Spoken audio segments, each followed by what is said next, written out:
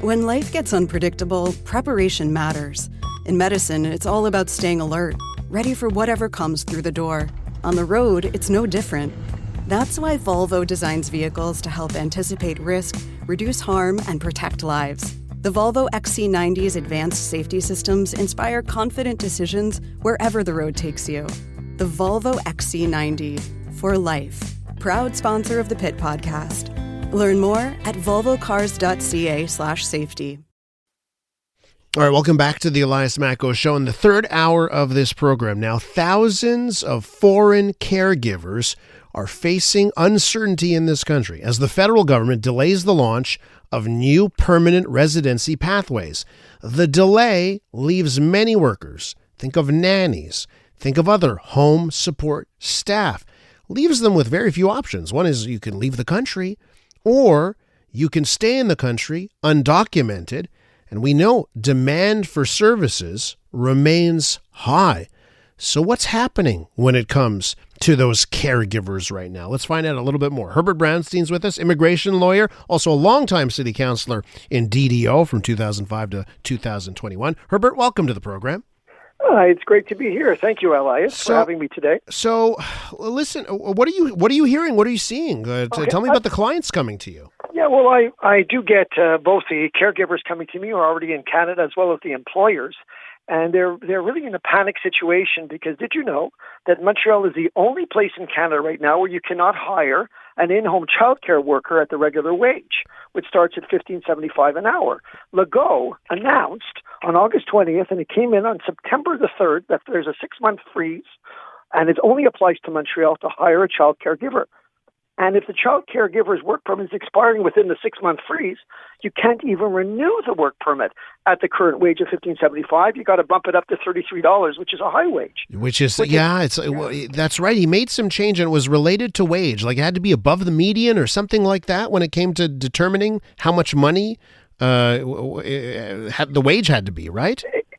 Exactly, because prior to the freeze, we'll call it a freeze, you could pay a child caregiver who looks after your children when the family works, have a father and mother. You could pay them $15.75 minimum an hour, and but he lobbied the Canadian government to freeze the temporary foreign worker program, and particularly in Montreal. If you live in Sherbrooke or Laval or Quebec City or outside the island of Montreal, there's no freeze. You can hire a child caregiver to look after your children. So why is he focusing on Montreal, and why is he preventing families who desperately need these caregivers to look after their children from hiring them at a normal wage? This is an issue that has a direct impact on young families, status of women, as well as single parents, fathers and mothers of young children who are in the workplace and where daycare facilities are grossly insufficient to meet their needs. Because these parents, either they work in the evenings or off hours, or they travel away on business, and they desperately need in-home caregivers to look after their children so they can work. Is this an example of where maybe the government needed to do something, but they chose an axe instead of a scalpel in order to figure out what to do, and now we're seeing all of these unintended consequences? Or do you believe this was fully the intention of the government? No, I think they acted rapidly. The Quebec government acted rapidly. There were too many temporary foreign workers in Quebec, and Quebec couldn't absorb all these workers. We had a housing crisis. There was insufficient social safety net to accommodate all these workers. But then they took an axe and just cut it without looking at which temporary foreign workers should we exempt from the freeze and which we should include. Mm-hmm. Now, the federal government also initially did not exempt child caregivers, but then they quickly came to the realization that they need to exempt certain categories of low-wage workers, and they include caregivers who look after parents and grandparents who have a medical condition or a child with a medical condition. They're called caregivers that look after individuals with high medical needs. Those are exempt.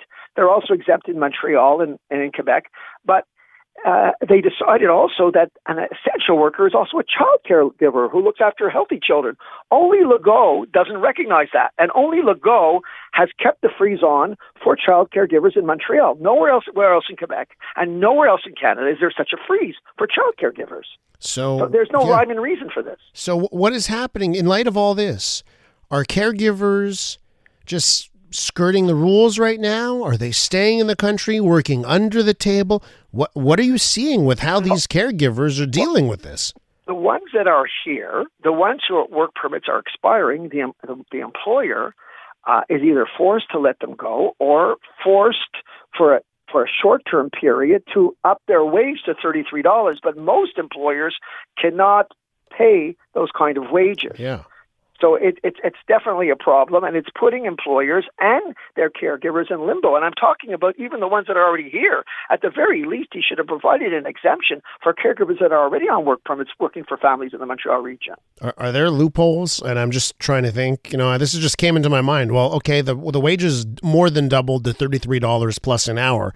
Can you just fudge the numbers? Tell someone, oh yeah, we're paying them $33, but you're paying them for half of the hours, and then it evens. Are there just massive loopholes anyways to this? The only loophole that you could have is you can reduce the number of hours that the caregiver is working from 40 till 30. You have to keep them on a full-time basis in order to qualify for a work permit. Gotcha. So you'd have to pay 30 hours times 33. It's still quite a bit of change that you would have to pay your caregiver for. So that's why we are lobbying. We, the immigration lawyers and the caregiving agencies and the immigration bar, is lobbying, and we've sent submissions to the Quebec government to remove or to add an exemption for child caregivers, just like they've done for caregivers who serve individuals with medical needs, because we consider them to be an essential service. Let me ask you this, and on the need, okay? I'm sure there are people that would argue, well, you know what? There are people in this country that would do those jobs. There's a huge amount of unemployment among youth, by the way. We haven't seen numbers like this in 10 years, especially when it comes to youth. Perhaps, you think of babysitters and that kind of thing. What do you say to someone that says, well, no matter, there are other people that are available to do these jobs and that the government should go through and keep going with their program, with their intentions? It's simply not true, and the facts show this, because in order to hire a caregiver, you have to go through a certain process. You have to go to Service Canada and you have to advertise for 30 days. So all the Canadian employers who are seeking caregivers have advertised for 30 days and more on 3 job websites, asking Canadians and permanent residents to fill these jobs. And we get no interest. Canadians and permanent residents are not interested in working in people's homes doing this type of work.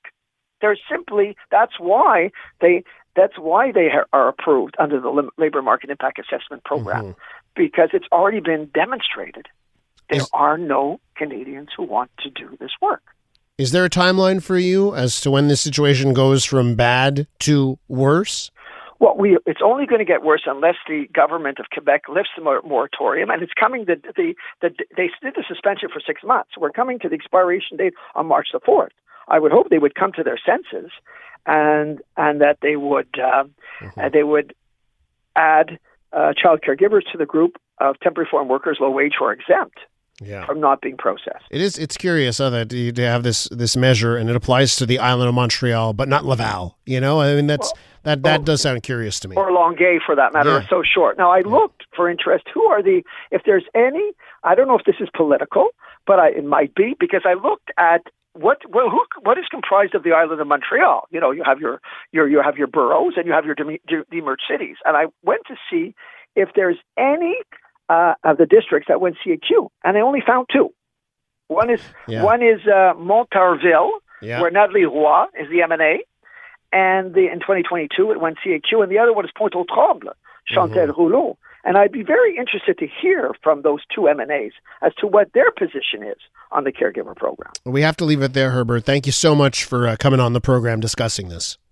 You're very welcome. Herbert Brownstein, immigration lawyer, right there.